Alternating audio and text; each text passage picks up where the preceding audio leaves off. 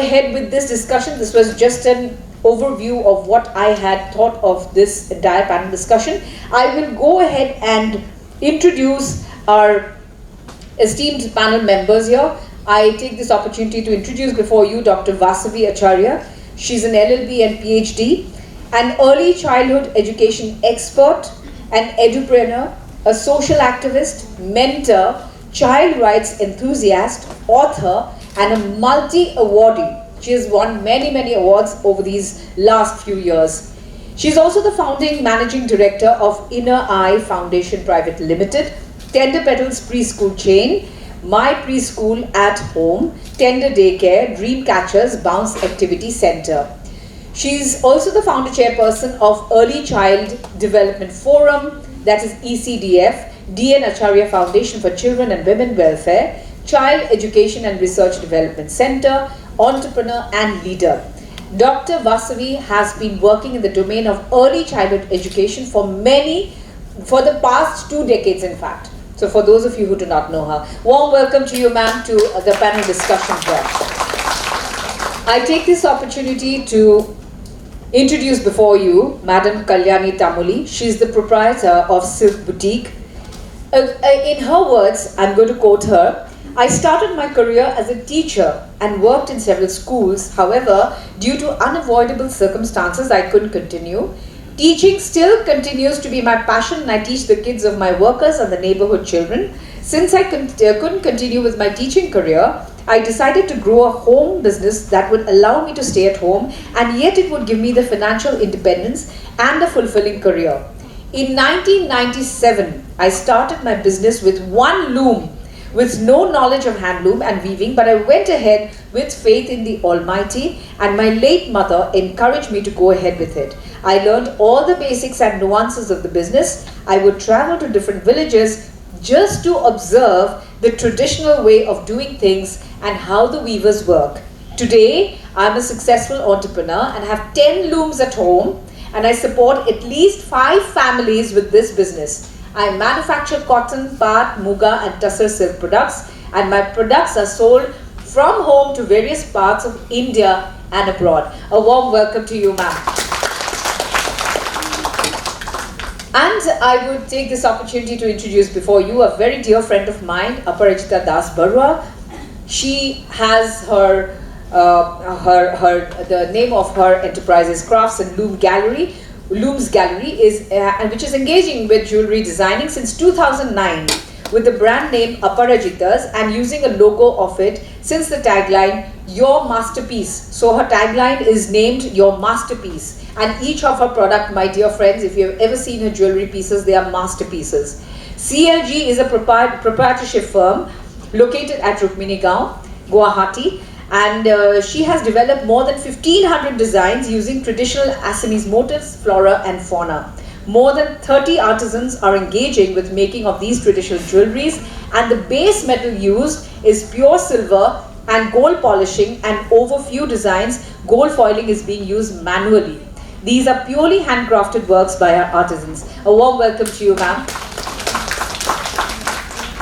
And I would now go ahead and ask one question, which is going to be a common question for each one of them. Each one of them is going to answer this question, and then I will go on to the individual questions. I would ask the first question to Dr. Vasavvi, who is sitting here to my left.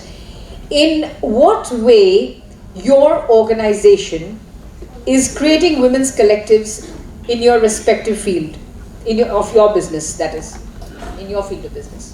Thank you, Tinat. A very warm evening to everyone, and thank you for introducing me. So, as I work in the early childhood sector, there are two aspects to this. One is my brand of preschools called Tender Petals, and when we look at the early childhood sector, it is mostly about women who get involved in teaching the little ones. So when we give out a franchisee, say a lady, she comes and she takes up a franchisee and she starts running a preschool, and she takes gradually a leadership role, and she empowers the other ladies who get in touch with her, be it the educators, be it the parents who are associated with the preschool. So once this structure is formed, again, there are aspects like teacher training and all, where women come together. They are all educators, and they become a collective of aware educators. That is the second aspect of how these women, they come together and they become leaders in their own field, that is in the field of education.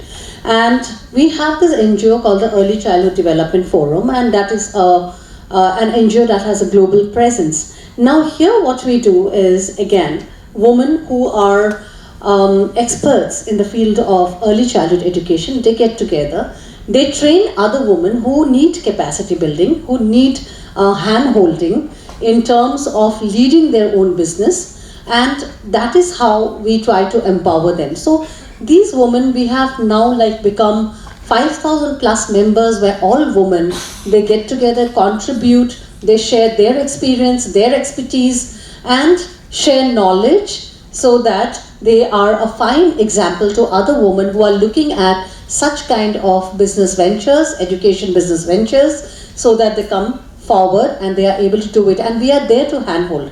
So in this way, I think we are able to create very good, a very good group of aware educators, which is so important for the society. Early childhood education, I would say early childhood years are the most important years of any human's life. And if we do the right things at this time, and we women as mothers, as teachers, as leaders in this field, make a very positive contribution to it, I feel that even the nation in the long run, in next 20-25 years, is going to see the light of the day. Thank you so much, Dr. Vasavvi. That was a wonderful answer. I would like to ask Kalyani ma'am now, in what way your organization is creating women's collective in your business? Thank you so much.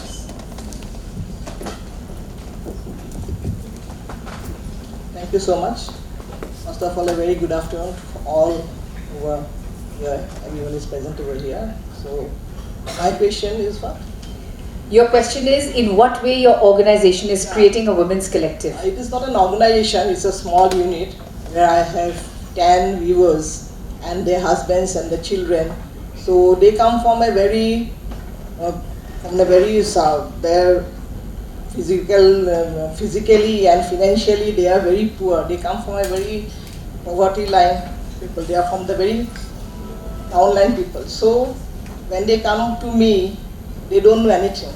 So I have to instruct them, I have to give them cash, and I have to train them, their children, I have to take care of everything. So my organization gives them whatever the resources, socio-economic resources, means their engagement, their employment, their health, their education. I have to give everything to them.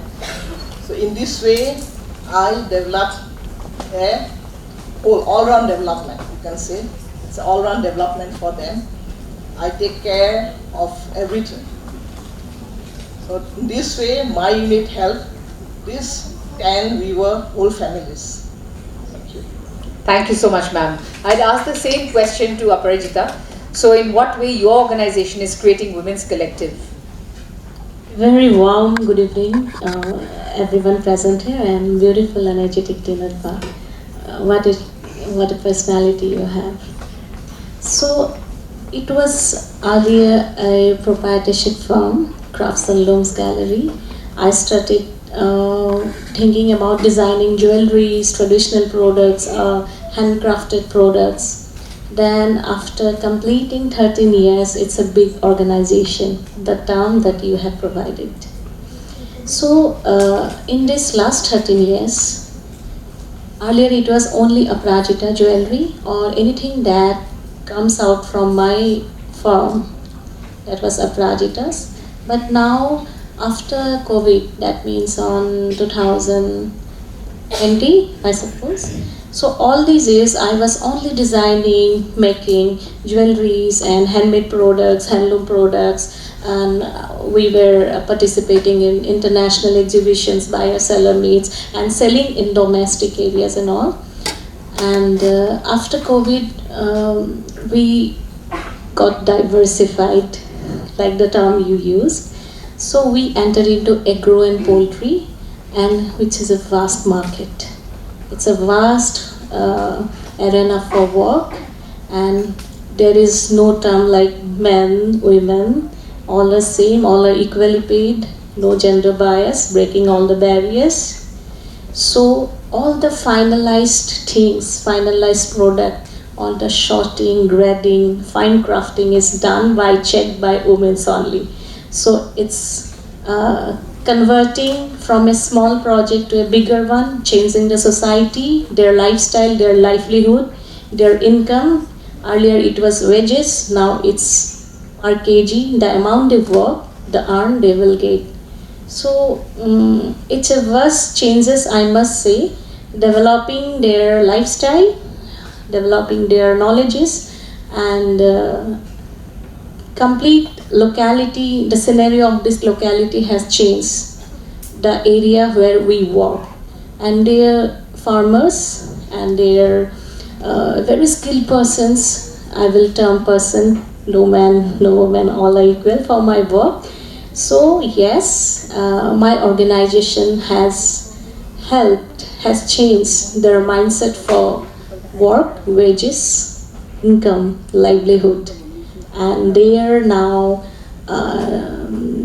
changing purely societal reformation. That is what I want to say.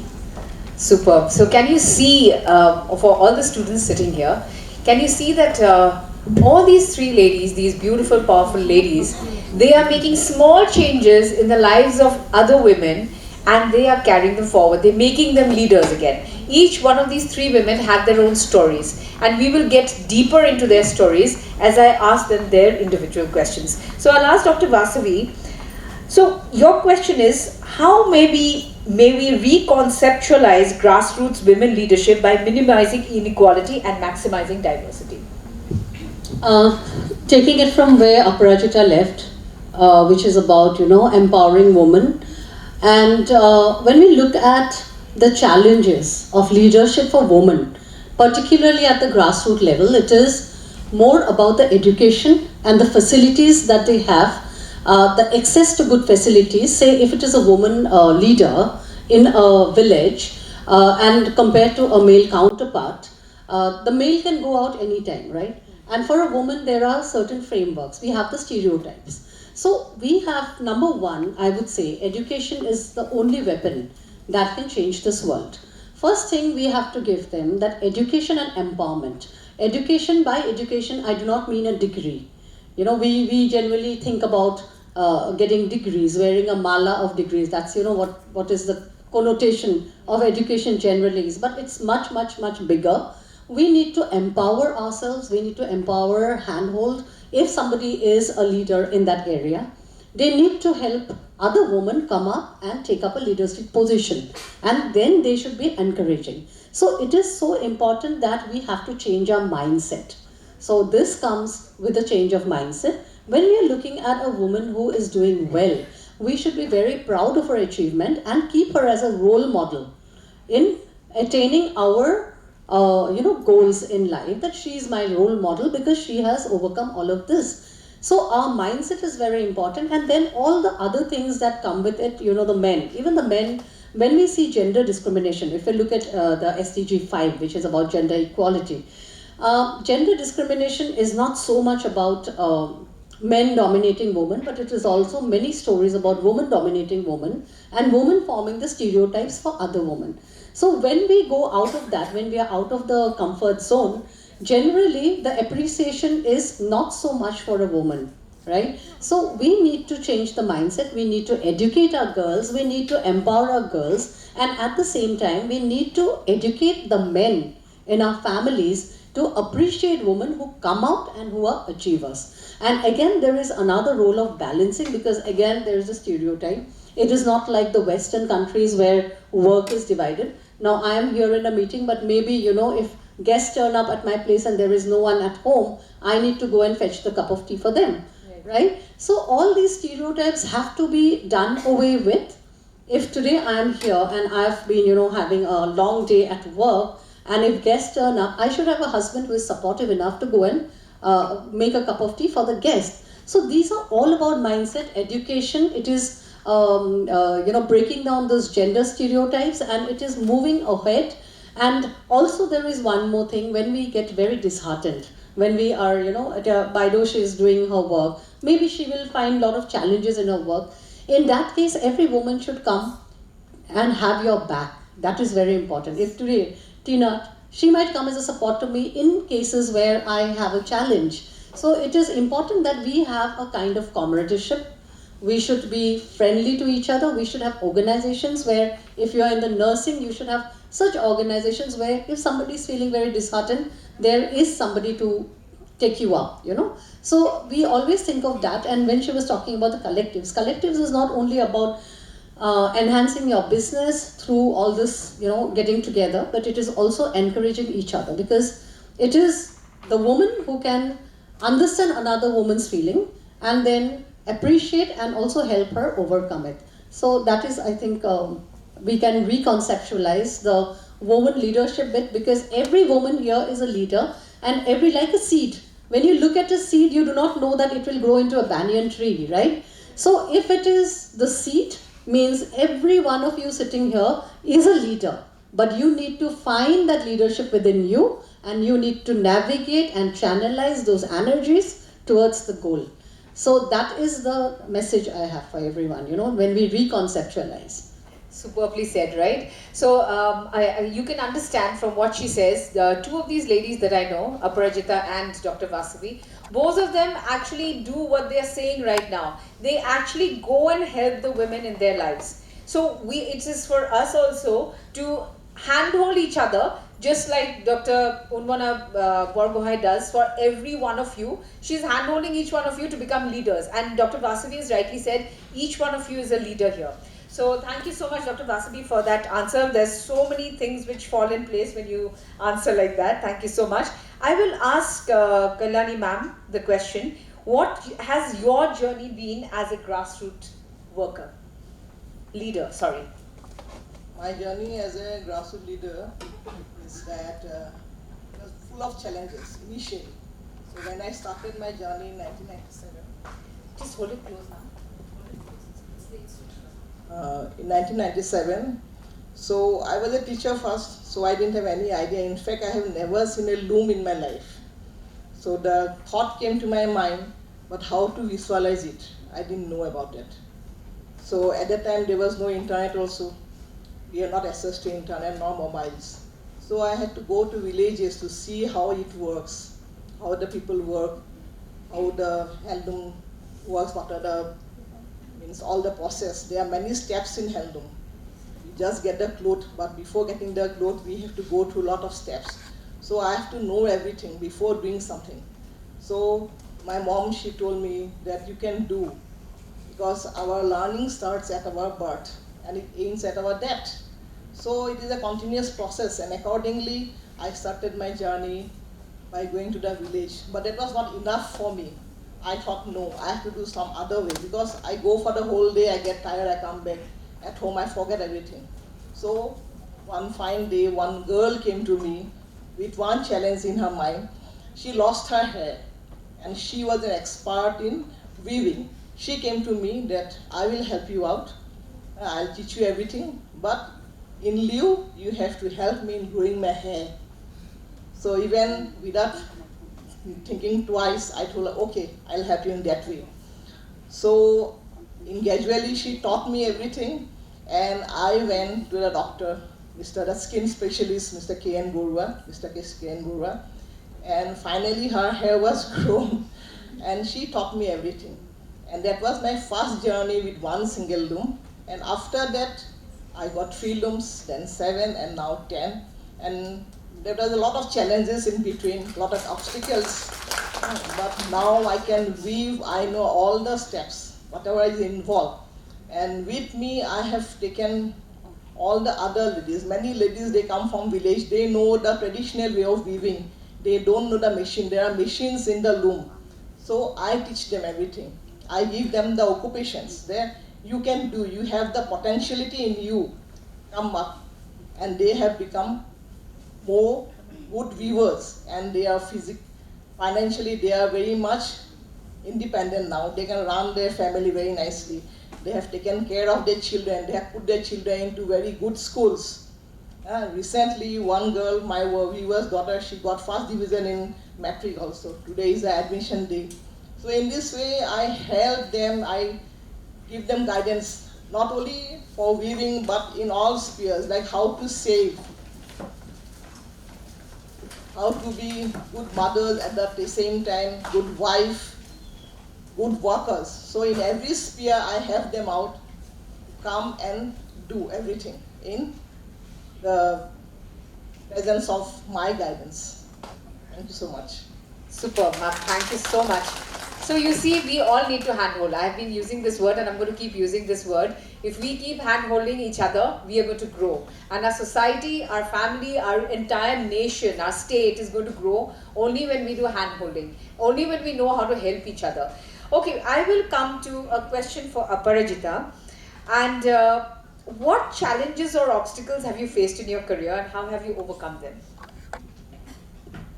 See, challenges were like, first, whenever I faced any challenges, I created resources, human resources. That was the best what I can transform for my business to a next level.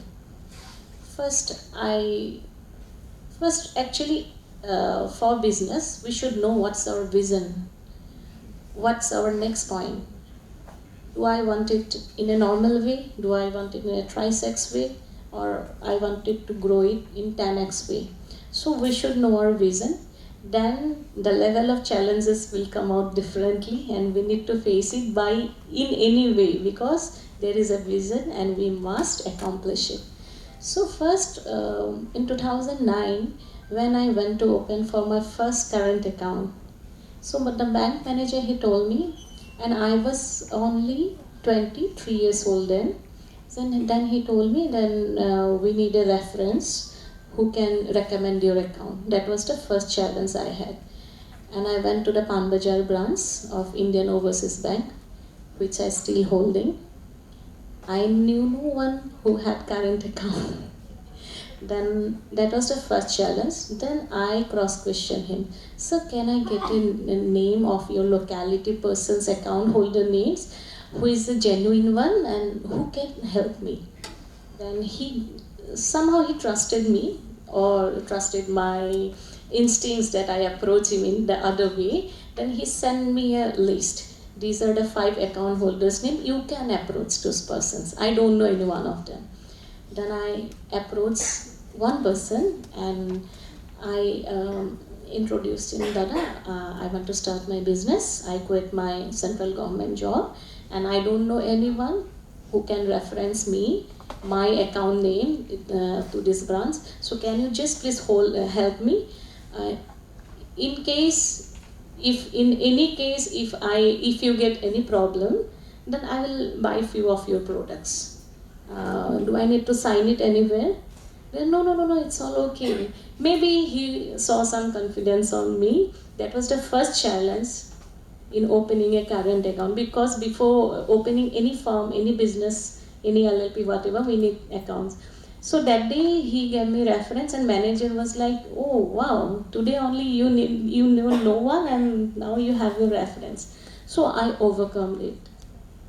So years passed and new challenges were coming and I always managed. I see the other part of the story, what is there behind. I exactly target that point and that's how it gets resolved. Then in jewelry section, which I'm working and developing as a jewelry designer till date.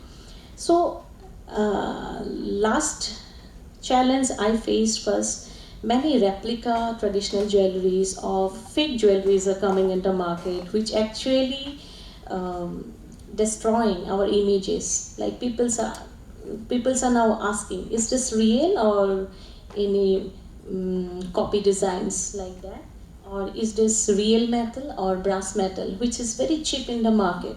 So this is the challenge which I'm facing in, not me, our designers also, fellow designers, they are facing this challenge. So what we have done, we have we have been forwarded some reports to the government that they should ban these fake jewelries, who are saying it to be the real traditional jewelries. Actually, same goes with our silk also, mixed part they call it, which is actually creating some confusion between real silk and mixed silk. So like in my jewelry section also, this is the challenge, and we have approached government. In that sector, we can only educate our customers, consumers over maybe online platform or persons who visits our shops, boutiques. And in high leveling, we have approached government. This is the challenge. Then in my next business in agro, that is the wave of challenge that we face most of the times, and that is the weather problem, because we deal in chili. Okay. See, Northeast is all about ginger, garlic, chili, and we are so enriched with all these natural things. So we got a very big order, and I was working on a product. I developed a product that was chakma chili, and that that our farmers were from Chakma region of Arunachal, and there is no connectivity. They're only farmers. They pluck and they collect and they bring to the point to the Chakma region through boats and all. And it was heavy raining. No sunrise was possible. So what we did, we approached the MLA there, and he helped me with some wood oven where we can just heat up the chilies, because so weather is a challenge there, that we face climatic problems, and we somehow overcome it. And now transportation for all this agro section, that is a challenge that we get sometimes. And problems and challenges will always come. We need to overcome it. We need to look at the other part of the story, and answer will be there. And if we are the leader, we look ourselves as leaders. So overcoming should be the mantra, and we must look for the change that we can make, and helping each other, like Vasavvi said that, and Baido said, and she is a role model. She is not only developing their lifestyle, she is actually mentoring complete families, how to live, how to maintain a family life, how to create business. So today as I live, these lines will be the mantra which will help me in moving all next few months. So this will boost me. Thank you, Baido. So this is the challenges, and it's the way how I overcome. Very nice. So again, if you hear from Aparajita, yes, a round of applause for her for overcoming so many challenges, one day at a time, one moment at a time. Because when she says when I ask her how do you face those challenges, she says that for every challenge she creates a resource. Tinat, yes. I forgot to mention one just now. I remember. So that was the first day opening my account, and yesterday only, just now I remember. So now my cash credit account is with Canara Bank. This is a very personal thing I'm expressing over microphone. So yesterday when I went to the manager, we have a tie-up with ITC, that is a collaborative project. So I went to his room and I said, "Sir, can you please sign it here?" Yeah. Then he said, "Ma'am, we are thinking to increase your limit." And actually that was on my mind. I was planning after July I will request him to increase my limit.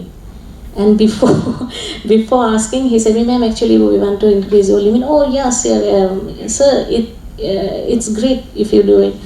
Then he asked me the amount, and without any mortgage, he actually approved my limit. He increased it into 5x, and this is what the challenges I got on the first day and how I overcome all these years. Wow, superb. That's really lovely, because one takeaway from Aparajita's speech is that her answer is that of being fearless. She has not stepped back when she had nobody to introduce her to that bank. She just she understood. She had the belief in herself that she's going to get it. Then she again, now look at her where she stands. So there's a long way which she has come, and I'm sure you're going to go a long way further. And again, Dr. Vasavvi, I'm going to go back to you. And because I don't want to speak much, because these are resource people, these are people who are very powerful, and they need to tell their stories to you so that you get inspired. That's why we are here.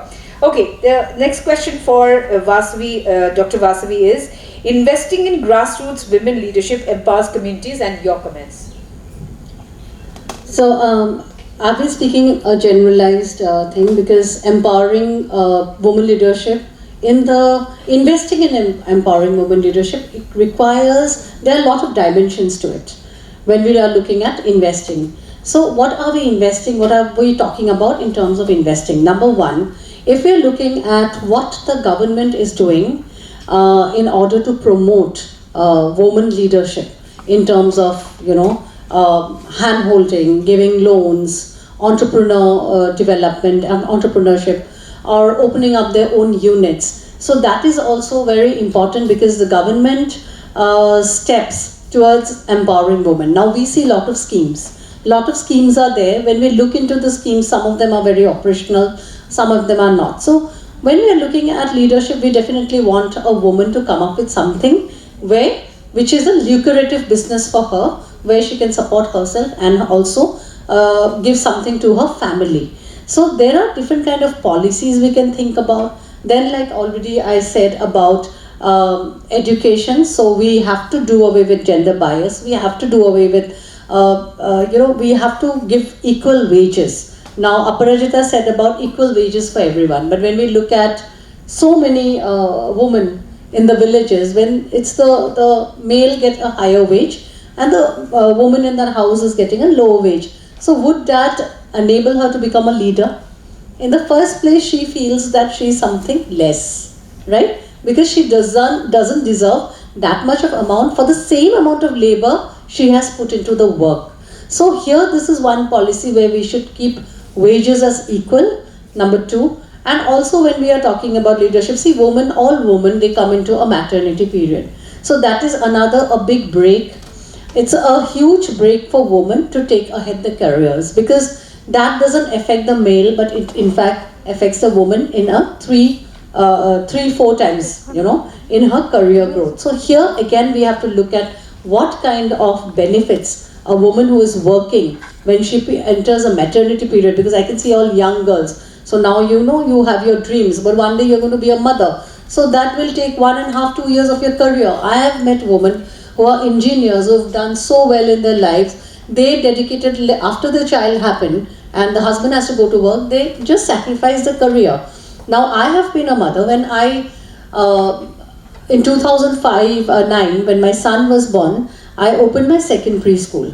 And that time I was advised by so many that this is the time when you should take a break and you are opening another one, So I said, see, I've given birth to a child and another child I'm giving birth to, and that these two have to be in a balance. My child need to understand what I am doing, and this balance is very important, and we need to get the time management out of that. So when we are talking about leadership, we have to look at the policies, we have to again look at the mindset, we have to look at what are the benefits we are giving to women at the grassroots level, be it education, be it equal wages.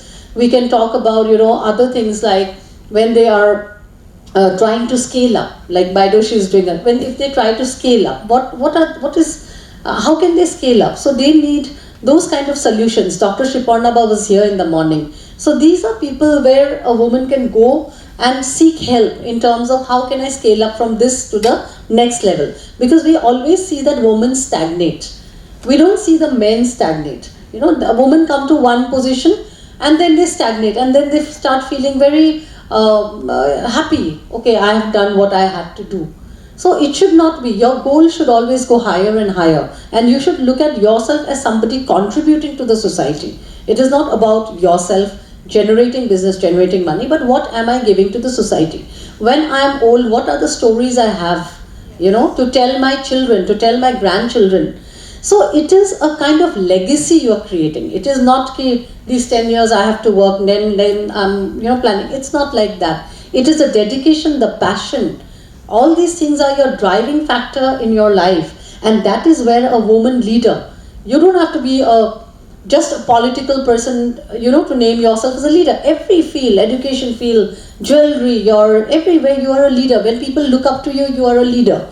So here you have to understand your responsibility, and also when you are a leader, the second thing, that day I was invited to Holy Child School for their oath taking ceremony, and the children, the class leaders had taken their oath, and I in fact remember that I was never a captain in the school, right? So I was always the one who was the bylooker sitting there with, then I addressed those, because leaders are already leaders. I said, you who are sitting there today will have the capacity to become a leader, and then, so these are things we need to keep in our mind. It's more about mindset. It's not about the business we are doing. It is applicable to jewelry, it's applicable to education, it's applicable to handloom, it is applicable to any nursing, if you're wanting to open something related to the nursing work or the business, it's applicable to, what Tinat is doing. The ground rules are the same. The ground rules, if we get it correct, we just need to put it in those different sectors where we are working. So these are ways in which we can empower and we can make women leaders. So if I'm sitting here as an educationist, I am not irrelevant. I'm very relevant, because the same thing can be applied to her. Maybe 2 points I'm saying which tomorrow she's going to apply in her jewelry business. Somebody is going to apply in her, makeover business. So the ground things are the same, only we need to categorize and use it in our different ventures that we are planning. So for women leadership, we need the woman first to believe that they are leaders, and then start their work, keep the passion alive, never get disheartened.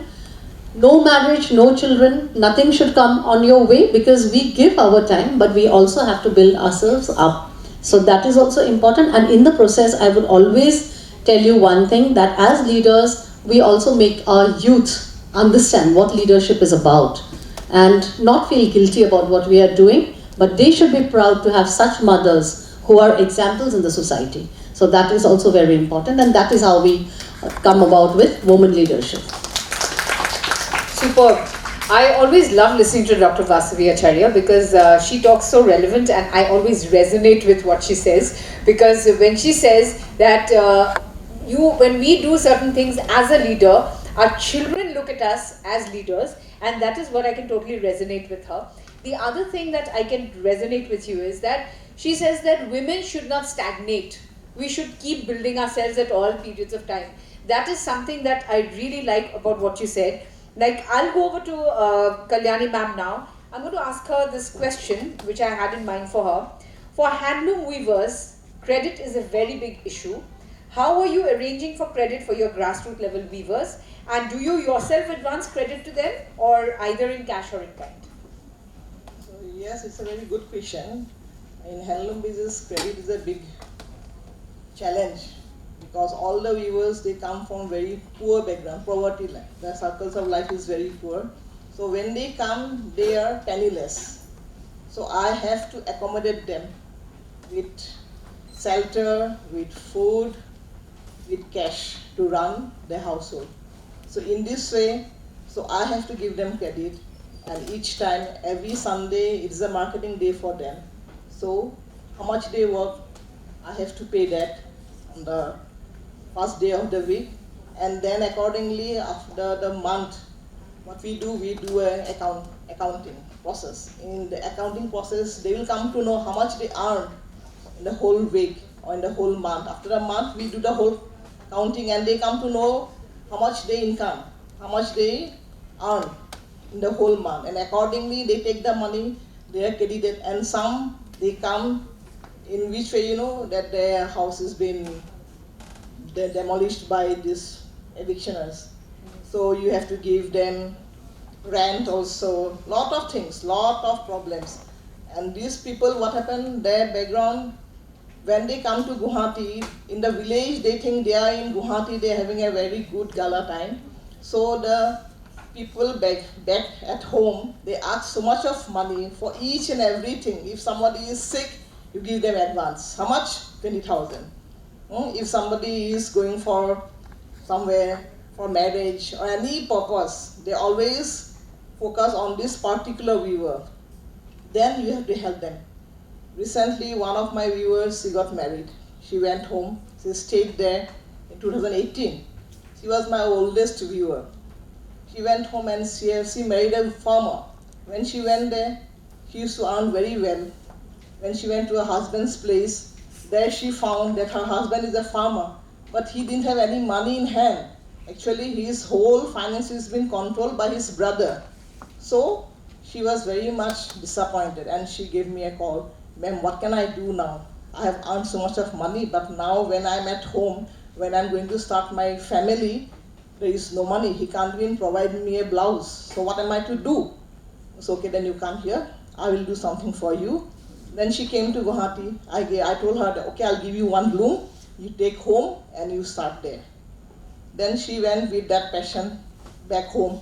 When she went home, her in-laws agreed to help her. But her sister-in-law did not agree. No, you can't do that over here. So again she gave me a call. What am I supposed to do? Because even my husband is going to come with me. It's okay, you bring him here. No other options because she was crying so much in front of me. Then, okay, you bring your husband over here. I asked her, till what class did he read? Do he have any education? They say, yes, ma'am. Baido, class 8 oleke porha. So, okay, bring him here. At that time, he came to Guwahati. Then I made a good house for them. But good means it's good only for them. I have provided for the shelter for them. So they came. Then the person was very raw. He didn't even know how to talk in Hindi also. He doesn't understand anything. He's a Boro person. So he knows only Boro language. Assamese tu mane himan na jane. So it was a challenge for me. What am I to do? Then my husband, he always helps me out. So I told him, you find some job for him. Then luckily he went to the Reliance Mart nearby our area. There's a Reliance shop. He went there. And somehow he managed to get a job for this person. So now he's working there. So during the period, about 6 months, I had to take complete care of them. And now they have a child, so they are very happy. They are living a very healthy life. They have a child also who goes to Kidzi. So in this way, lot of things, in cash also, in kind also, you have to help them. So in this way, we overcome the challenges. So it may be sometimes it is very minor, but sometimes it's really major. It really means, yeah, life-changing. You have to help them a lot. Thank you so much. Very inspiring. Thank you so much, Baido, for that very inspiring story. You indeed have to face so many challenges. I can see that 6 months you've been looking after one family, and then maybe so many families you need to look after. During the COVID time. During the COVID time also. Please take the microphone now. During the COVID time also, when the water was very less, these people, they could not come to me. They were at home. They were locked down. So I used to call them one by one, come and take the ration from me. I used to give them free of ration. And whatever they wanted at that time, I provided everything. Because they have given me the bread, so I have to give them the bread. Yes. In this way, lots of challenges came, but they really love me. And they really respect me also. Superb. Okay, for Aparajita, in your industry, you were talking about how there are fake jewelry as well. Designing is extremely important. Yes. Now, how do you train your grassroots level workers in new and complicated designs? I have seen that your designs are marvelous. They are exquisite. And for people who have still not gone to her place to get her jewelry, you must go to Aparajita's outlet to get her jewelry. Yeah, not only outlet, you can it buy, online as visit, like, follow and subscribe. What Yes. I say. So you must say what we need to subscribe. Once we project ourselves as leaders, we have to be everywhere. Not physically, maybe over, I am there in Facebook, I am there on Instagram, I am there in YouTube. I have to be, so that anywhere people residing in any place of the globe. How do people find you? Yeah, that's what I'm telling. Not only persons they are sitting here, so that any person they want to buy a jewelry, so that they search Google where to buy Assamese jewelry. There will be few options, and this is my job to keep my name in the trend or in the On the first. Yeah, so that people come and they get me, they reach me. So you can all look for Aparajita jewelry. I always use my own brand, my own name as brand name over Instagram, over Facebook, over YouTube, or even in the Google search option also. My name is on the top list. I made it sure. Good. So Tinat, this is not only about jewelry. This in any industry, any business or any sector, we must have to actually look what are the not common things that others are not doing, or what that man that time that she, the no nursing home is here. As an entrepreneur, I remember this point. Maybe I'm not a nursing background. I don't have any nursing knowledge, but I can acquire those specialists, open up a nursing home. That's a business. So in any business, any sector, we must look for the what others are not doing. So in my jewelry section also, what unique touch that I can give, I can add, I can design, and me and my core team. That is the main plus point anyone need. Baido has such a base core team. Vasavvi has the best core team. That's only why you are leading. That's only why your looms are ever increasing, and that's why my business is growing. First, we must educate. We must have a core team. And we as a woman, we cannot run all the places. So that time also I said Tinat, human resource. That is the number one point that we should have. We should keep our resources ready with proper knowledge, proper upgraded skills. We must train them so that we can turn those knowledge into productivity, best productivity of our product, so that we can excel in our business. So about designing, I always interact with my clients, like what type of taste you are looking for, what type of personality. See, I'm not a seller, I'm a designer. So I'm not here to sell all these things. I will design according to your taste, according to your personality, what the unique thing that you are looking for. That's why you have visited me, and that uniqueness will bring many other clients to me. So this is the uniqueness you will make according to your taste. So that's how I design my any product that comes after my brand name Aparajita. And even in the agro section, Tinanba, you can you imagine the chili flakes we eat with pizza or pasta that we get, no small chili packages, chili flake packages. So all our products are getting exported to US and UK companies. So people in US, they are all prone to pizzas and all, and the chili flakes they are having, they are tasting, they goes from my area, our area, not my place, our place. So that is the uniqueness. That's the organic chilies that we are providing. So in any section, any business category, we must look actually what others are not doing. And we must master in that unique sector. And that's how we can upskill our business from other fellow entrepreneurs or challenges or whatever you see. Superb. So a big round of applause for our panelists here.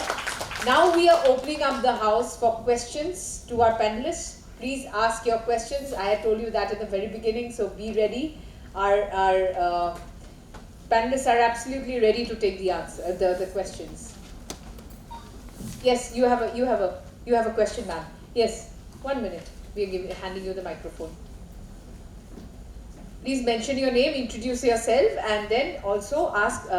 Please direct your answer to your question to whoever you want to ask. Good afternoon to everyone present here. It's really such a wonderful session attending here. My name is Baby Datta. I work as a lecturer in Regional College of Nursing.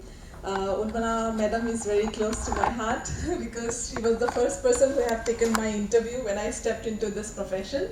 And I have worked with her for a few years in GNRC Hospital way back in 2002, 2003, 4 like that. And I would like to congratulate Madam and her team for choosing the topic in such a way that it is so enlightening and it is so inspiring for all of us. As a woman, when you, 4 of you or 3 of you were describing your events, I was also going through my take back memories. I remember that even like Madam has said, Vasavvi Madam has said, maternity leave is a big hindrance sort of thing sometimes. Even during my career, I was a sound student academically. I never imagined, I never thought that after I step into pregnancy, I will not be working for 2 years. It is just recently that yesterday I was submitting some details for promotional avenue, some details of the years of experience. And there, my friend Trishna is sitting next to me. She was telling, Baby Ba, your experience is lacking compared to your batchmates. I said, it is because I did not work for 2 years. When I got married, I became pregnant soon after that, and then I did not work for 2 years. So I never thought that I will be going, people were surprised, baby, you are not working, because the kind of academic background I had, they were all surprised. But I was telling my husband at that point of time, I will not work for 5 years. I'll take care of my baby, because we were so much set into that, no, as a mother. So my question to any one of you can answer, maybe Vasavvi Madam, that as a mother, now I'm mother of 2 children. One is 12 years going to be, one is going to be 5 years, 2 sons. And it's a big difficulty till now to manage home, job, everything. Somehow I'm pulling. And so as a woman, sometimes because as a mother, we face through a lot of emotional turmoil. Like if I get late at work, I really want to hug my child in the evening and say sorry to him, but I pamper him by buying so many things at the end of the day, carrying him home. So how do you as an entrepreneur, or you have come to this particular stage, so how you have overcome that emotional thing as a mother, as a woman?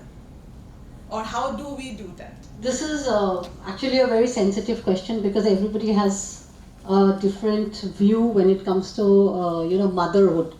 Now somebody would want to leave their job and then give up everything for motherhood and not work for not 5 years but for the entire life, right?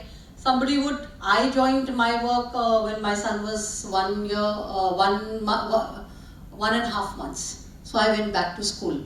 But I was luckily, my mother's house was nearby, so I kept a maid to look, and then I was feeding from time to time, and then 1.5 months I was sorted with my work. Now somebody would look at it as very gruesome. How can she take her 1.5-month-old baby to work? So that is basically, you don't have to feel guilty about your what you are doing, because your children are also, your children come from you, right?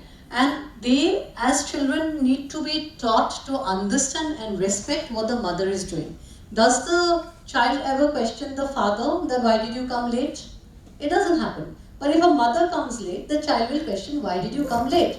So I would tell you one incident from my life, because when my son was very little, and then all the mothers cook a lot, and I'm not a fan of cooking. And then one day we said, all moms cook, you don't cook. I said, all moms don't run companies, right? So there he got the difference. I said, don't expect everything from everyone.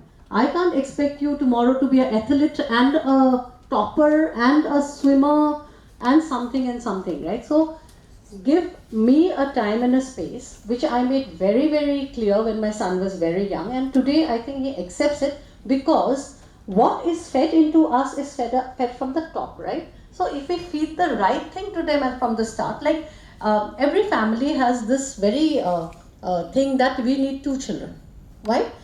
Right after our marriage, our first pressure is have a child. Okay, once we have a child, the child is 4 years old. Somebody said कि 4 years का gap होना चाहिए. I don't know for what reason, whatever. After 4 years, you have another child. So if somebody wants to give birth after 1 year, they're more. They can actually. Yeah. So 4 years gap, the government has said whatever 3 years. So then they want that he needs a company. Now who said he needs a company? She needs a company. These are all things that are fed into our system. So we need to, again, the only thing that comes out is a mindset.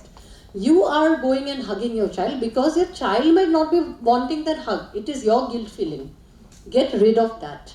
Get rid of, be proud of what you're doing. Tell your child that, see, your mom is an achiever and tomorrow you got to be one. So today, whatever, that is how we have been raised, because because very frankly speaking, why we got this kind of mindset is because my father expired when I was 3 and we were 4 daughters. I was the youngest and my elder sister at that time was 13 and then 2 in between. My mother worked, she made me sit on her lap, did her masters, got a job in, after 14 years of gap. You had gap of 2 years. She had a 14 years of gap from BA to masters. Then she took up a job in Handic Girls College, which was an ad hoc. And then she drove and drove and drove to the DPI office to get the job permanent.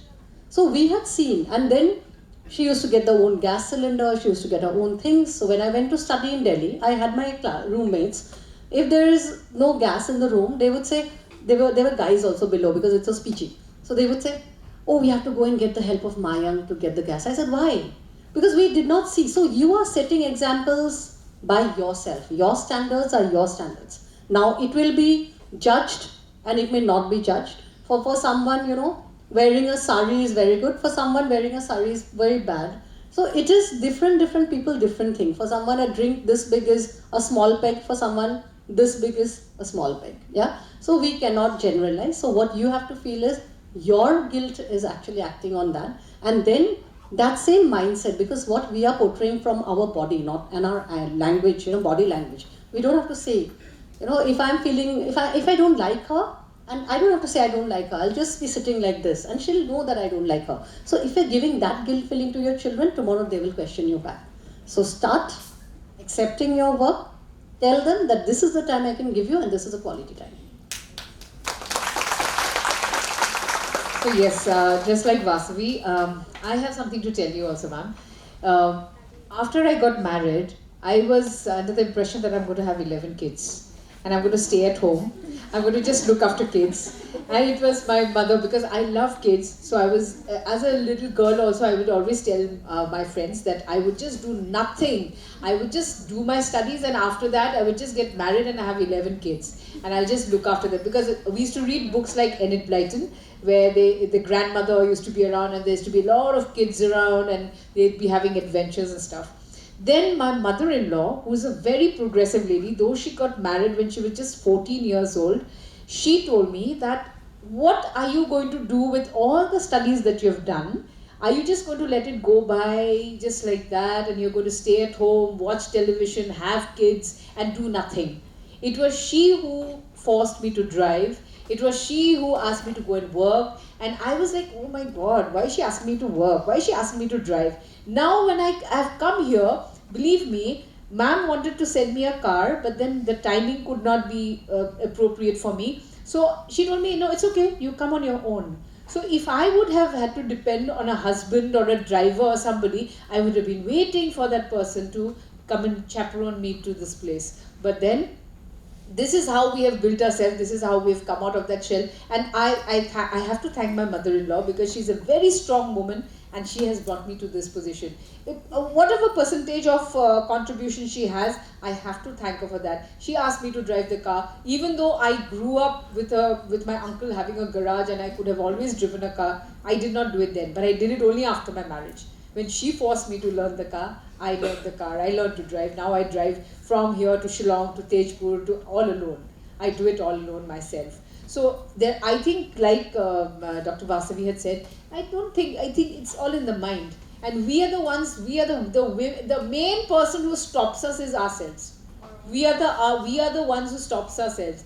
Because when you look at your own self, there's a voice inside your head which keeps saying that, no, it's okay, don't do it, you're a woman, don't do it, stop it, what will people say, what will society say? So you pull yourself back. Instead of doing that, if you can just go forward, I think that will help you a lot. Yeah, sorry, I'm saying a lot. Baido, if you have anything to say.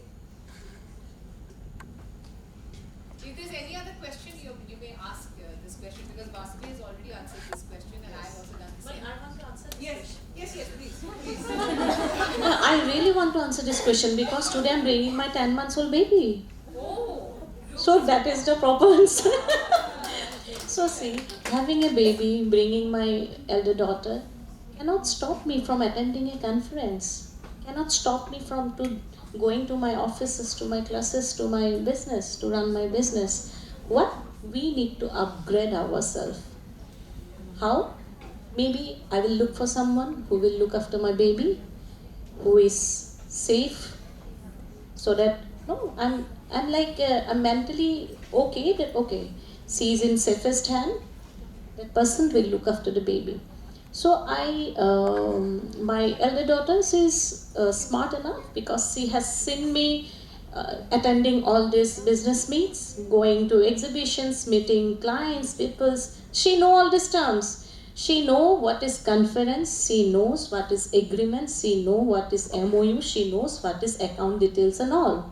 So this is the way because she has seen me, because our child sees us as a mother, what we are doing, they will grow and they will, believe me, they will grow better than ourselves.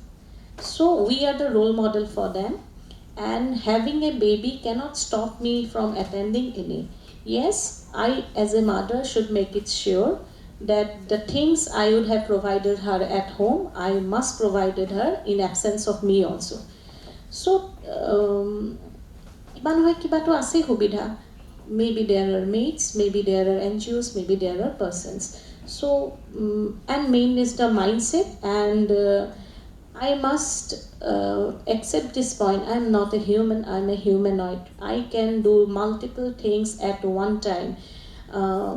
Actually, not me. We can do. Only as per Tinat said, it's our own mindset that pulls ourselves back. Yes. So, don't just think much, just face it and go with the flow. That is the answer, ma'am, to your question.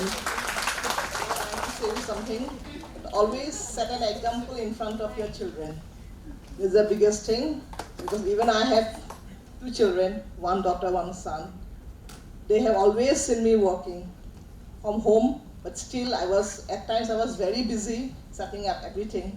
So they are now so focused. My daughter, she's in US, she's an advocate over there, and my son is an engineer by profession. He has changed his job. He has changed himself to a journalist. He's a cryptocurrency journalist now. So both of them are so focused. Their role model is me. They say me, their mom, you are so progressive, so we want to be like you. So my daughter, yes, she is not married. That is my biggest challenge now, because she says that if I do a job, it's okay, I'll look after everything. So you better get married soon. But she says, no, I want to do something more. So that way you can set example for your child. Thank you so much. Thank you. That was so, these stories were so very, very inspirational. And my take home is that I'm going to take home these stories and then kind of put them into my head and then implement them. Okay, everyone, thank you so much for being here for this 1 hour session and being absolutely awake. I could see all your eyes which were absolutely awake and listening to each of my panelists here. And I'm so grateful to my panelists for coming up with such an interesting panel discussion, because without them, I think you guys would not have been awake. Anyway, for the summary, you've heard all this, I've been summarizing from time to time, but for the actual summary, I will give Dr. Unmona Borgohain a full write-up on this particular panel discussion so that she can take whatever she needs to take to the government for the policy making, she can take it there. And I'd like to thank Dr. Unmana Borgohai ma'am for inviting me as a moderator for this particular session. This session has been very, very interesting, very invigorating, and it's been a big learning session.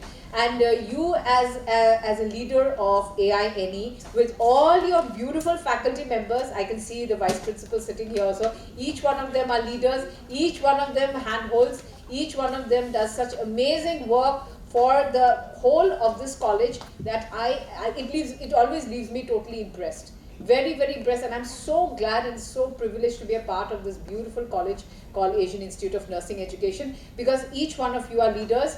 And before you give a round of applause to the panelists, a round of applause to you guys first.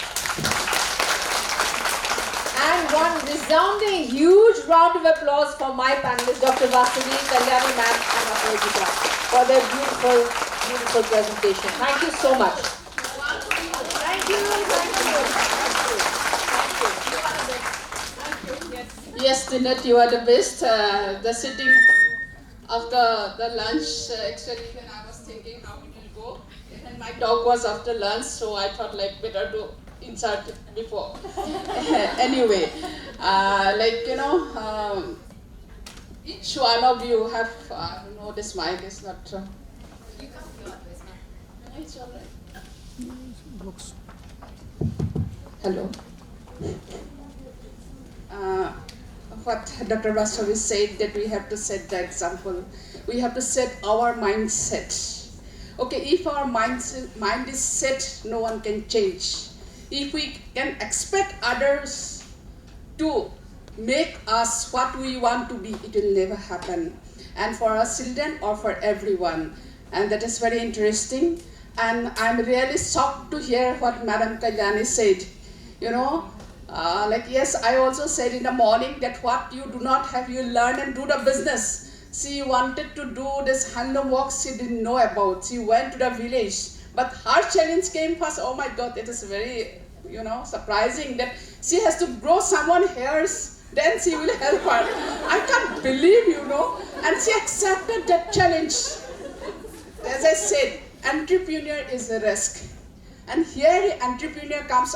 You remember what Chiparna Madam also said, it is not that earning money, it is not just business, mobilizing people. The benefit will be there for you and for the others. And probably what she is doing, nurturing the people. She is having enterprising qualities, abilities, creating for others and satisfying her passion that is there. And particularly what Aparajita Madam said about, I like that, her USP. When you are going to sell something, no one will take now. If you want to sell something what they want, if you ask in advance, that is something very interesting. And I'm very sure this way if we do the business or enterprise or anything, it will do. And mostly when we talk about the business, we think of money, how much profit. Even I say, when you're buying foods from outside, it doesn't have a good vibes, they think about the profit loss, but homemade food, there is no profit loss, only good health. Your mother will give good health, to your children you will give for good health, right? So good vibe will come. But business, the profits and all. However, the word enterprise, mobilizing the people, training the people, and another important thing she said, you train, you mentor the people, what Madam Aparajita said. It is quite interesting. And probably all the nursing people, as I said, some of my seniors also said, what are the topics, who are the speakers are coming not from nursing. I'm very sure to learn the life, we need the stories, real stories. And there's so many things to learn if you want to really want to do something. Be entrepreneur and create some enterprise for others. And thank you so much, all three of you. You were excellent, super excellent. Of course, Madam Tinat, as I know from before, she is an excellent moderator, excellent speaker too. Today, of course, her part is only to raise questions for them. So anyway, everyone's stories are there. And that's all from my side. Thank you very much.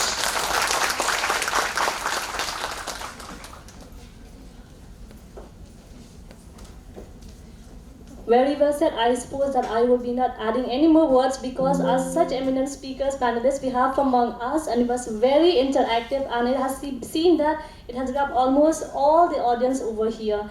Well, ma'am, thank you once again for all your time. A big round of applause for them. And now, I request everyone, ma'am, to kindly go back, take back your seats, and I request the organizer committee to please escort the panelists. Important one more thing, I forgot to mention. I actually, in the very beginning, I said, there is equality, no disparity. In the very beginning, I told Mitali. So also in the panelists, I can say, I appreciate Dr. Vasavvi and Tinat, and appreciate their family members, their son and husband, for giving so much space and time and sacrificing them and to be here. So clap for them. And of course, Madam Kalyani, her husband also here. Please clap for him. Such a supportive person. And of course, Aparajita, her little kids, I could see, if you have dream, if you have passion, no one can stop you. That is the last lesson for you.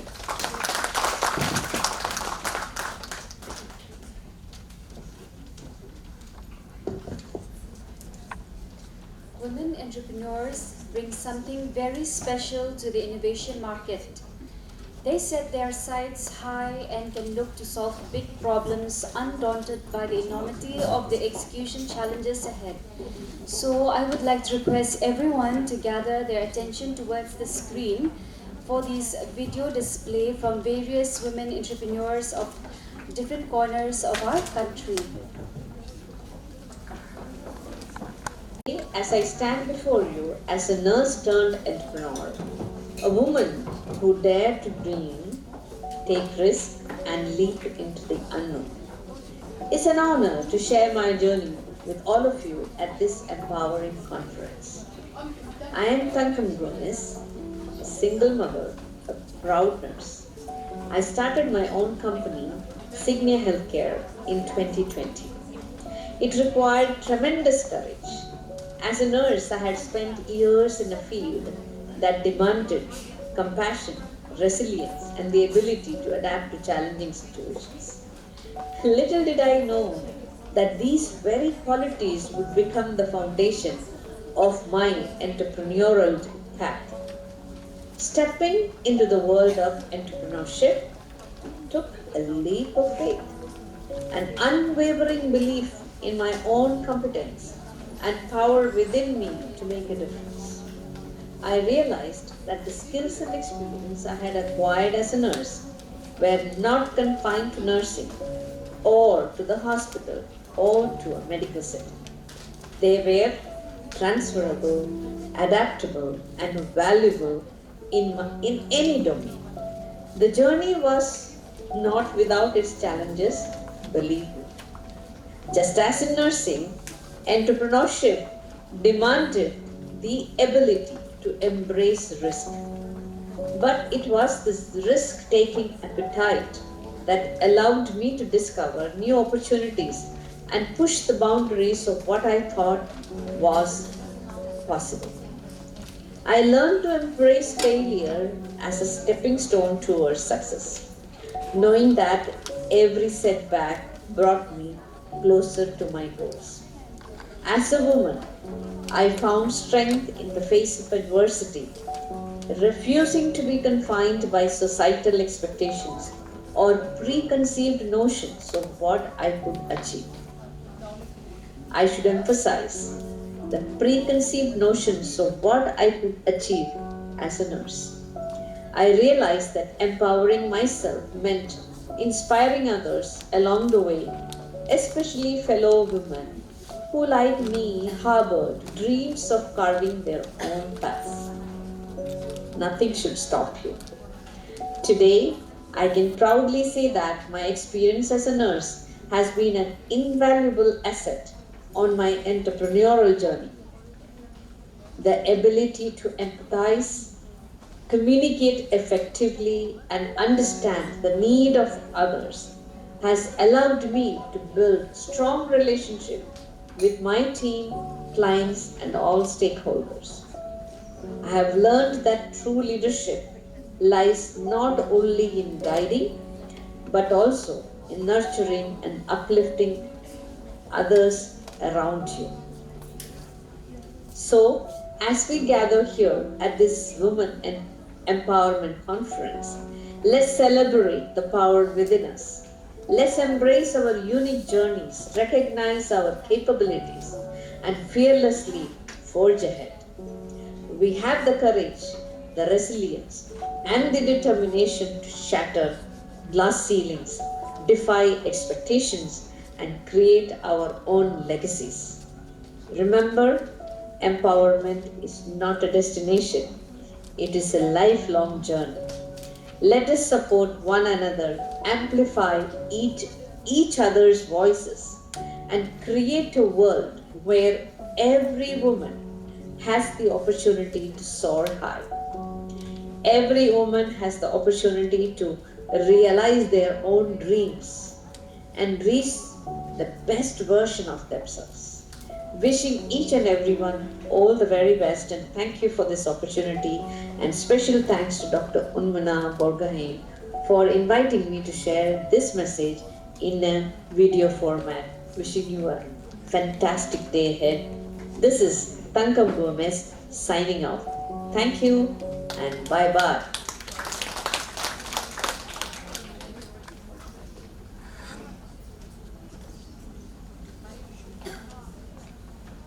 Hello, my name is Rosie Mauri and I'm the founder of Rosie's Boutique Shillong.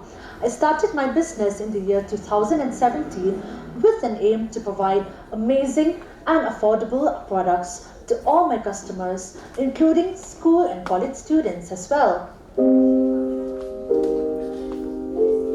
Along this journey, there has been a series of ups and downs, but I'm proud to say that I have my mother by my side to support me, and it is through our heartfelt services to our customers that we're able to grow our business, and it is also through this business that I've managed to provide for my family.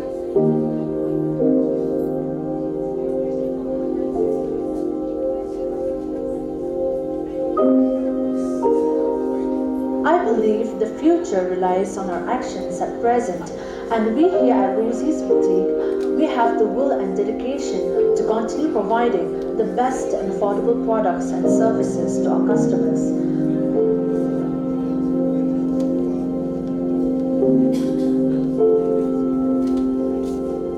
I wish this video would inspire many women to come out of their shells and pursue their passion, because there is nothing really we together as women cannot accomplish. Thank you.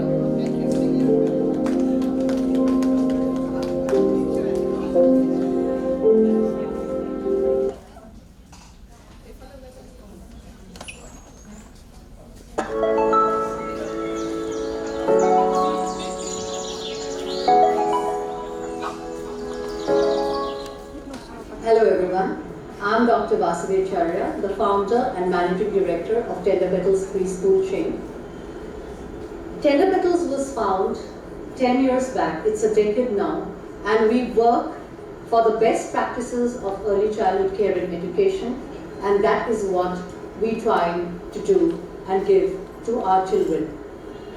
In Petals, we believe in experiential learning, development of different skills, so that tomorrow these children grow up to be wonderful individuals who are capable of facing the world.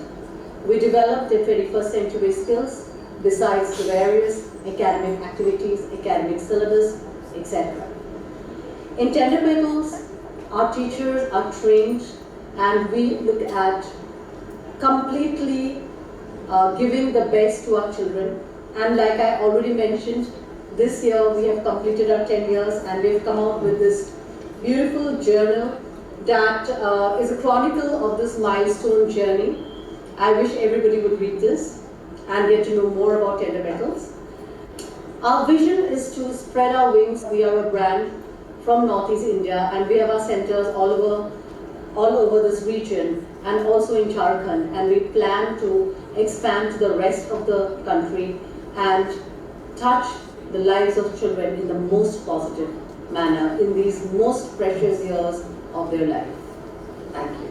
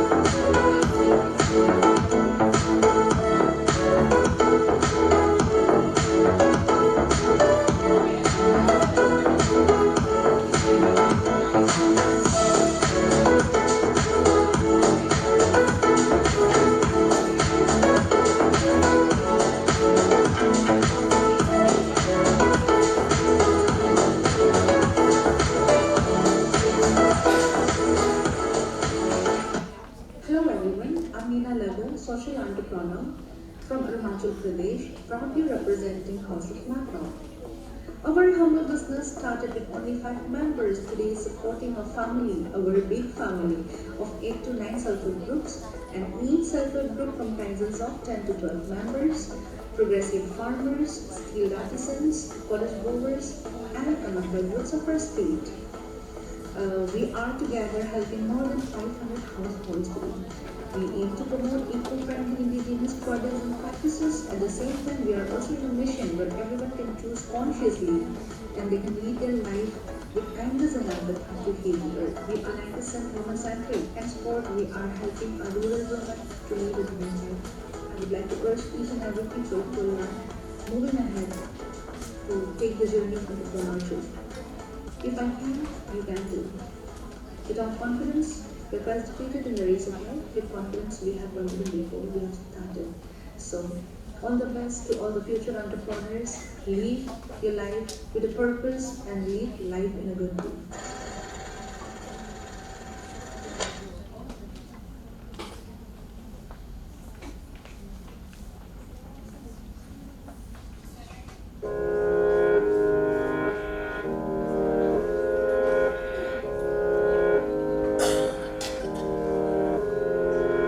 Hi everyone, I am Pervi Sumer from very internal village, Yoksi, West Gentile district. I'm an entrepreneur. During our school days, our school has only till class 7. To continue our studies, we have to move to Shillong. During my college, I attend one workshop program conducted by small scale industries. After that, only I joined a training program, entrepreneurship program conducted by the same office on 17 August 2004 with the help of UVIC office. I never forget Sasakia along with the district industries office is Hasihil. Myself, I choose IT service. Later, I upgrade to IT training. I did an IT training and food processing, packaging, and manufacture unit. I extend my work with manufacture units, literary napkins supported by CSC Academy. So being an entrepreneur, there are so many challenges, but we have to overcome each one. We have to win each one of the challenges. And I never look back. I work hard, I work sincerely. I never look for any government job. Instead, I employ 8 to 10 employer from 10 to 10. And to all of us, keep your determination, work hard, the success to everyone. Thank you.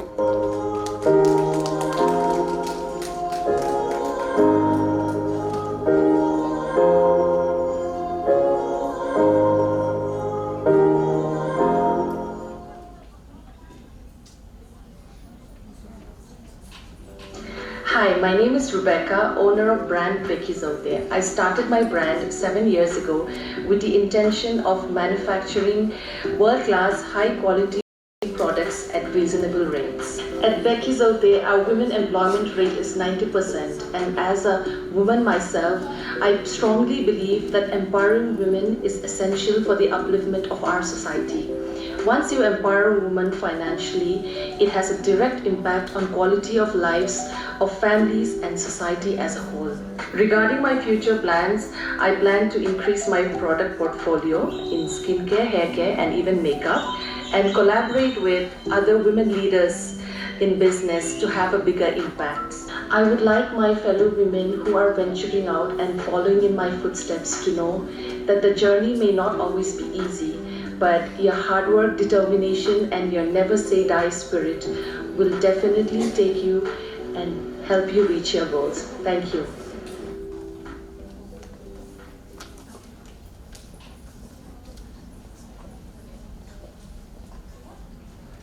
Namaskar, I am Shaheen Hussain, President of CARS. We are working for women empowerment and to provide livelihood for the rural and area people. We started our organization in 2007, and our first objective was towards primary education for the rural people. Then we thought of providing livelihood for the mothers and women of the rural area. After that, we started our vocational training centers through weaving, food processing. Now we have 5 CFC centers and weaving units, where currently 1,000 weavers are working with us.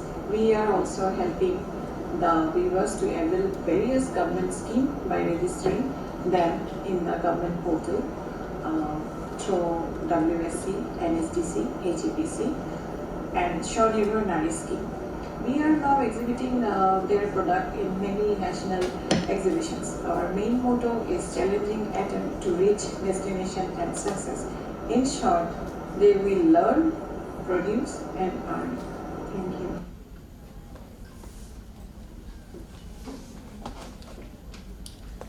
I feel so tiny right now, but I feel so honored to be present here today in this room filled with these powerful women, those who are present with us physically and those whom we are seeing in the videos also.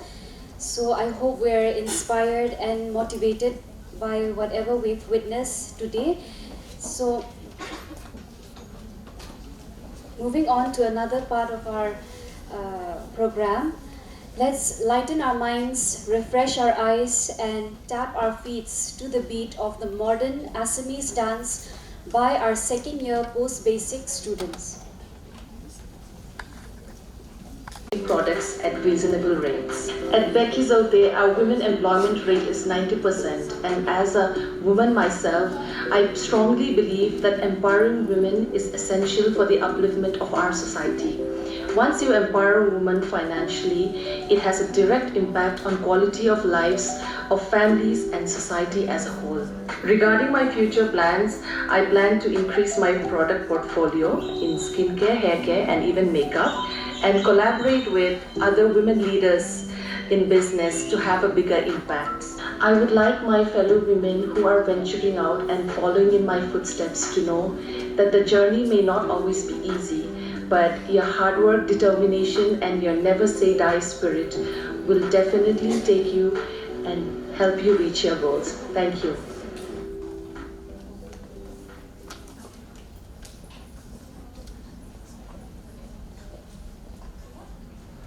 Namaskar, I am Shaheen Hussain, President of CARS. We are working for women empowerment and to provide livelihood for the rural and area people. We started our organization in 2007, and our first objective was towards primary education for the rural people. Then we thought of providing livelihood for the mothers and women of the rural area.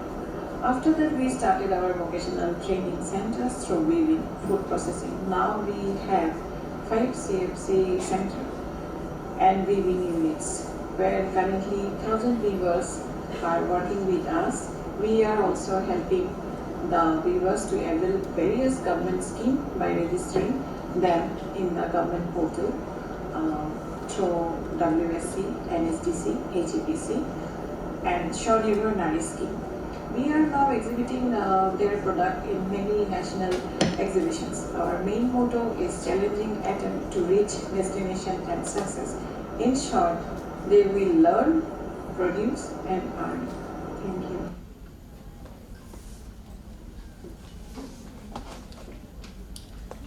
I feel so tiny right now, but I feel so honored to be present here today in this room filled with these powerful women, those who are present with us physically and those whom we are seeing in the videos also. So I hope we are inspired and motivated by whatever we've witnessed today. So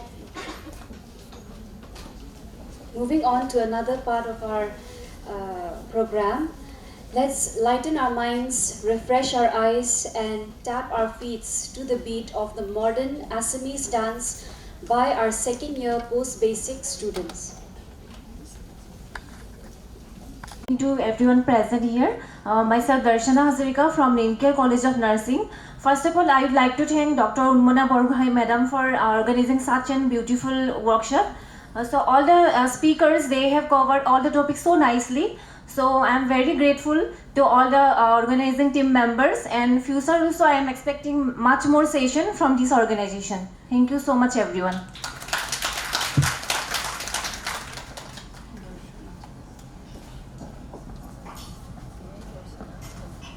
Next, I would like Bobami ma'am to kindly give us some kind of words for today's workshop experience.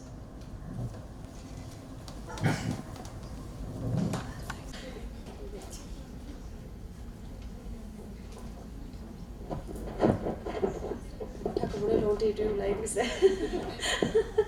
Okay, it's like unwelcoming type. Okay, very good evening, one and all present here in this hall. And it was really a great experience. What to say? Actually, I came for this program specially in collaboration with one of my other work actually. But this program mainly why it attracted me is toward W20 rather than the Z20. But I know that W20 is a grand part of the Z20 which talks about gender equity. And with this particular word, I have been always, turmoiling mentally also and a lot of things. It is not like I am having personally problem with this particular word, that is gender equity or feminism, nothing as such. But surrounding us, many other women, they are really having it. Okay, so by the term gender equity itself, I would not like to elaborate much, ma'am, here. I would just like to say, our human body, biologically, if I have to say, biologically our body is made in such a way, even I as a female, I have which particular hormone is running in my body? Students, can you tell? What is it? The hormone that is running in a female body. What is it? Anybody? Extremely tired, not cooperating with me? Yes, what is the hormone that is running in our body, female body? No confidence? Estrogen? Okay. The driving hormone in a female body is estrogen. Is it only estrogen? A part of our body also contains testosterone. A part of our body also contains testosterone. It is not only the female that are having, it is not like females are trying to have hands over everywhere. I have estrogen also, I'll take the testosterone also. It is not something like that. Even for the males, they are driven by testosterone. We know they are driven by testosterone, but their body has a part called estradiol. Estradiol, which is a predominant part of the predominant estrogen hormone.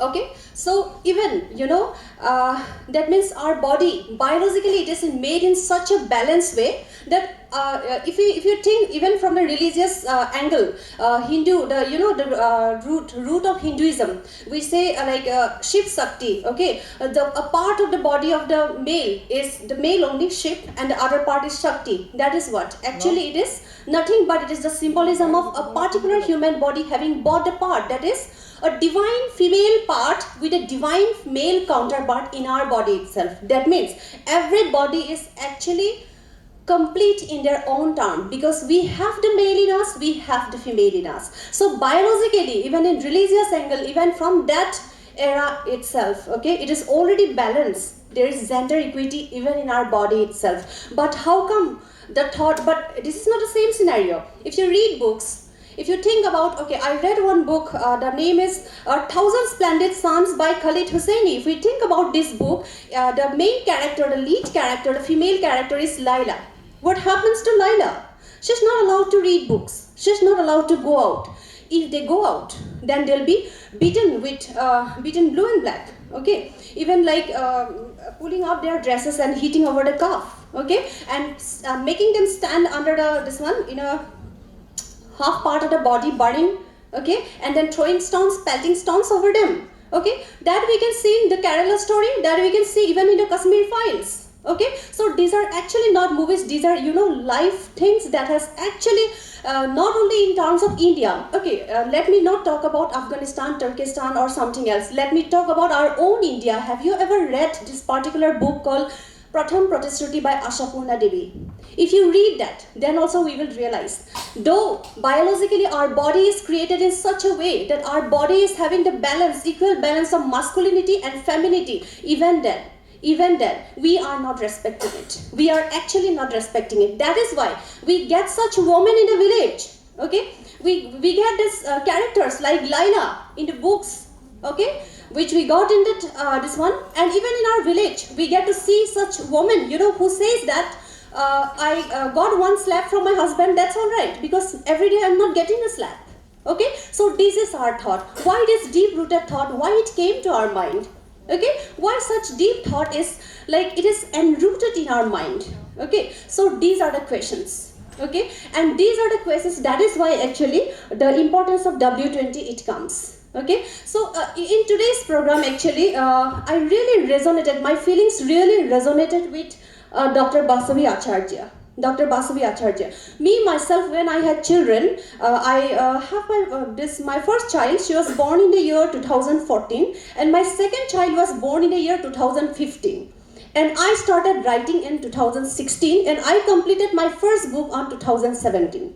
My first book was published, and my second book was published right after 2 years, and the third book just last year. So I'm been continuing like that. Okay, so it is nothing but even another thing that it really, I really resonate with her thinking. That is, I'm really thankful to this AINE group also. They always end up doing something that is always unique, something that always, so even for today's program, they will not be able to, nobody can think that a nursing institute will call such personalities totally from outside of the nursing fraternity, but still they came here and they were here talking with us. And here, I really resonated with her. That is, even when I was writing books, many people they said how you're managing your job and how you're managing writing.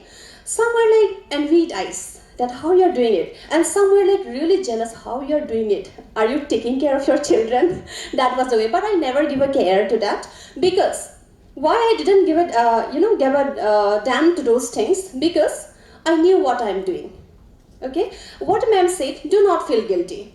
Yes. I should not feel guilty when I know that I'm exactly doing my responsibility the way I should do it. Okay, it is about the quality. I have seen in the villages mothers having their kids all the time around them. But do you think at the end of 8 hours you are going and taking care of children, you are taking less care of them? Is it like that? It is actually not at all like that. If I see them properly, if I observe them very properly, then I got to know this thing that even though they are there with their children all the time, but still it is actually the quantity of time they are giving, but may not be the quality care. Or I have seen a mother who slapped the child with mobile only. It's funny to say here, but it was true there. On that particular day, I said to my husband, look, this is called the difference between quantity and quality. As she's spending quantity time, she's thinking like that, okay? All the time she's with the child and she's getting bored, she's getting irritated, angry, frustrated. She's thinking that because of you, I'm not doing this, because of you, I'm not doing that. And all this frustration, ultimately it is over the child. Okay, so ultimately slapping with the mobile. That's funny to say, but it's actually not funny, okay? Then I compared myself and I found that I'm doing no wrong, actually, okay? I am giving definitely less time, but I am giving a quality time, that I can say. So actually, thank you so much. I would not like to say a lot of things, but this part I really wanted to say, ma'am, that our body, biologically itself, our body, half part is testosterone, half part is estrogen, okay? Even for the female, even for the male. If their half part is composed of testosterone, the other part is estradiol. Okay? And in fact, you'll be astonished. I'm not very sure that if all of you know this thing or not. It is ultimately the estradiol only which is responsible for spermatogenesis. Even though they have testosterone and estradiol, both of the things, and they are basically driven by testosterone, still then, their spermatogenesis is basically, who drives it? The estradiol component. Okay, so biologically our body is made in such a way the gender equity is already there biologically, even religious angle also. I say Shiv Shakti. Okay, my body, in each one of our body, we have our own counterpart for both the male and female. So if we have this in equal way, only then we are balanced actually. So same thing for the bird also. If we think about a bird who is a bird which flies, okay, high up in the sky, and a bird, if we consider the bird as the life, okay, and wings, one wing as the male and the other wing as the female. So can a bird with only one wing fly high up? Not at all. So how can we think of the development with only one side of the development, only with a male counterpart? And another thing which I really like about Miss Aparajita Das Baruah, what she said, actually I was thinking, when we talk about woman-led development, what actually it should be? Woman-led development means actually having control over the business, having control over the management, strategic planning by the woman, day-to-day decision making by the woman, having equity stake. Then we call it a woman-led development actually. But why only in the sector of jewelry? Why it is divided? Because there itself is the gender disparity. Why only in terms of cosmetics? Why only in the terms of beauty parlors and all these things? Why only in dresses, handloom, textiles? Why not in the politics? Why not in the science? Why not in the literature? Why not in the space science? Yes, and why not in the agriculture? But she said right at the time that about that particular chili flake business, and that really impressed my mind actually. And thank you so much, Aini, once again. I would not like to elaborate much. And with this, thank you so much once again.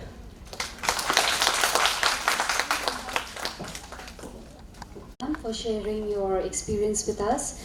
Now moving to another part of our program, we will be distributing the certificates to our participants.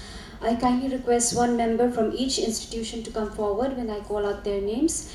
And I would like to kindly request our respected Ma'am Principal, Professor Dr. Unmana Borgohain to please distribute the certificates to these participants. So the first one, okay. Yeah, and I would like to request Ma'am Tinat also to join us. So the first one is from Pratiksha College of Nursing.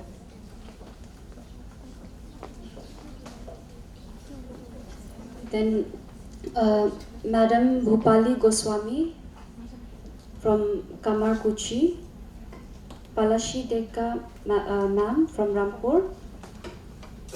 Then from CPMS College, please come to the dais.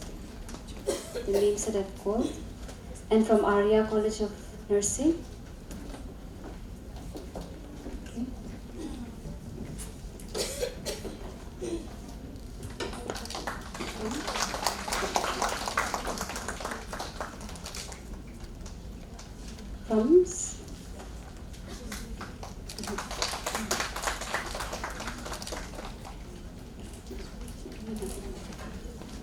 From CPMS College of Nursing.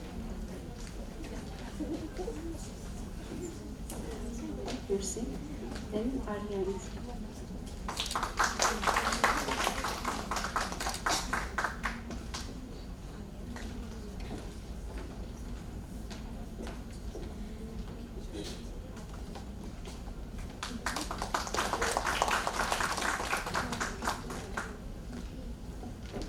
Next from Arya College of Nursing.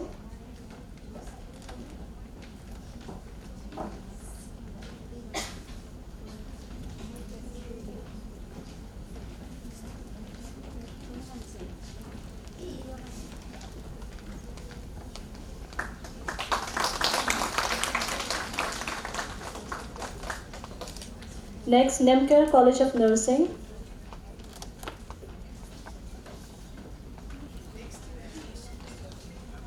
Next from Health City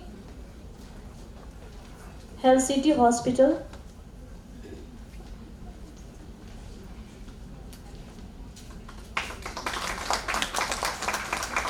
Next, Regional College of Nursing.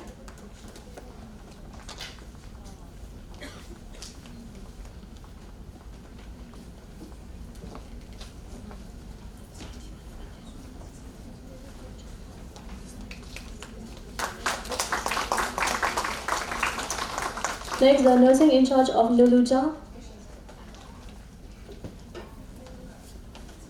Next, Royal School of Nursing.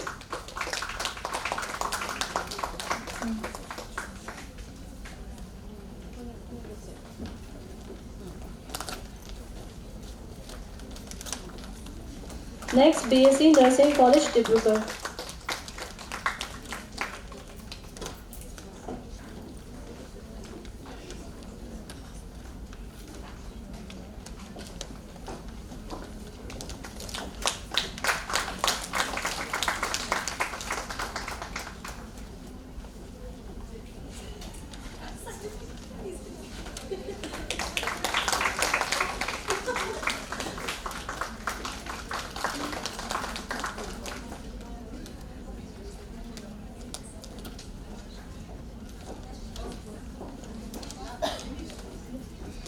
Thank you, ma'am.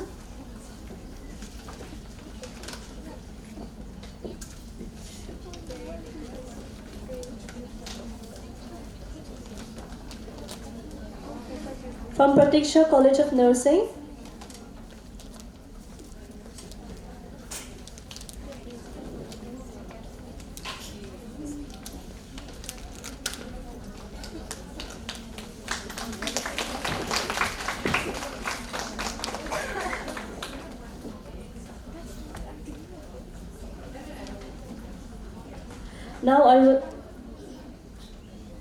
Now I would like to invite Madam Arpana Das, Vice Principal of Arya College of Nursing, who have been present here as an observer from Assam Nursing Council, to kindly come on the dais and deliver a few words.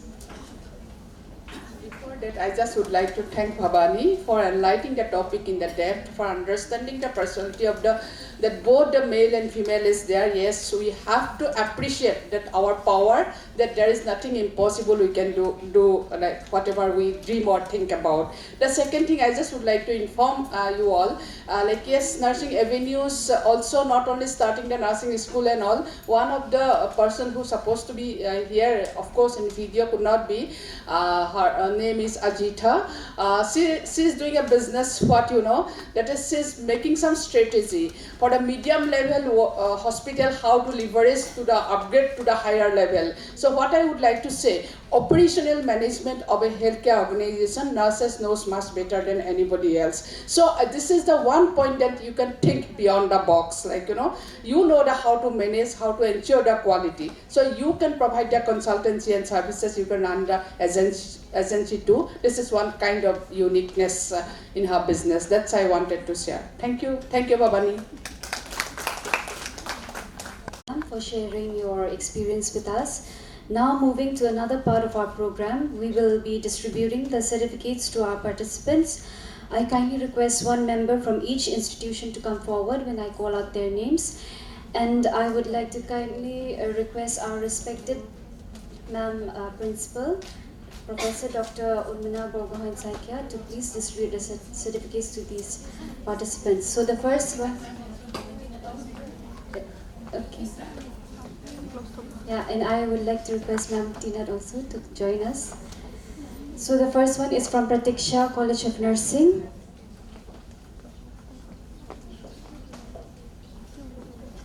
Then Madam Bhupali Goswami from Kamarkuchi. Palashi Deka Ma'am from Rampur. Then from CPMS College, please come to the dais. The names that I've called. And from Arya College of Nursing.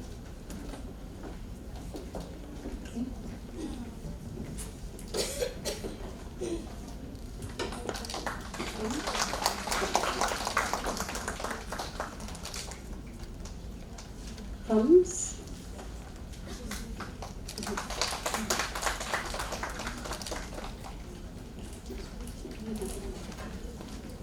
CPMS College of Nursing. Kursi. Then Arya is.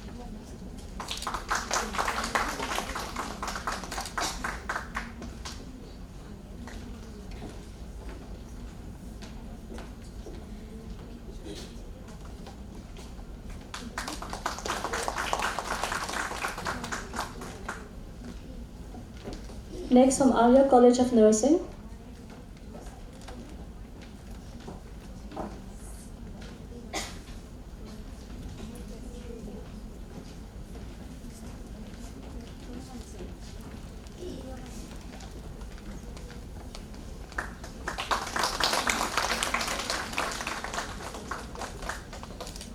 Next, Nemker College of Nursing.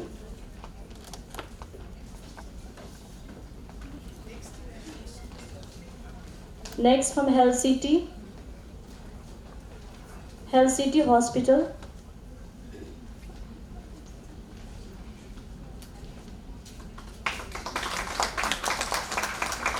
Next, Regional College of Nursing.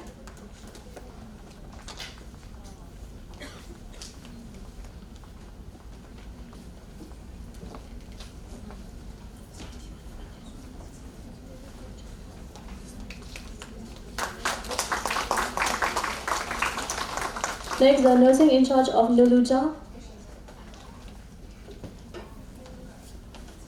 Next, Royal School of Nursing.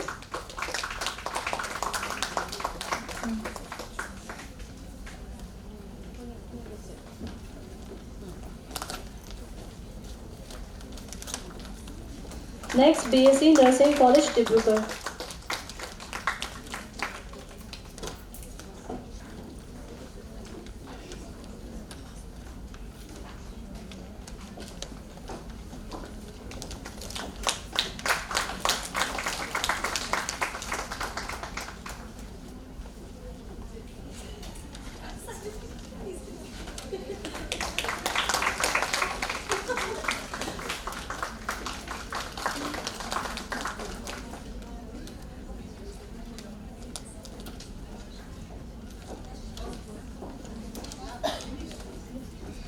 Thank you, ma'am.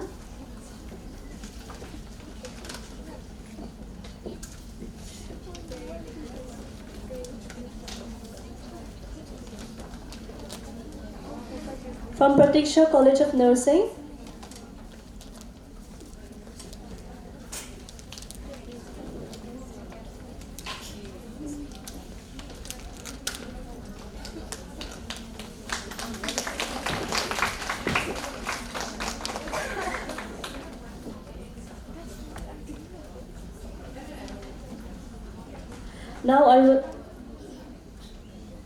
Now I would like to invite Madam Arpana Das, Vice Principal of Arya College of Nursing, who have been present here as an observer from Assam Nursing Council, to kindly come on the dais and deliver a few words. Before that, I just would like to thank Bhavani for enlightening the topic in the depth, for understanding the personality of that both the male and female is there. Yes, we have to appreciate that our power, that there is nothing impossible we can do like whatever we dream or think about. The second thing I just would like to inform you all, like yes, nursing avenues also not only starting the nursing school and all. One of the person who's supposed to be here, of course in video could not be, her name is Ajita. She is doing a business, what you know, that is she's making some strategy for the medium level hospital, how to leverage to the upgrade to the higher level. So what I would like to say, operational management of a healthcare organization, nurses knows much better than anybody else. So this is the one point that you can think beyond the box, like you know the how to manage, how to ensure the quality. So you can provide the consultancy and services, you can run the agency too. This is one kind of uniqueness in her business. That's I wanted to share. Thank you, Babani.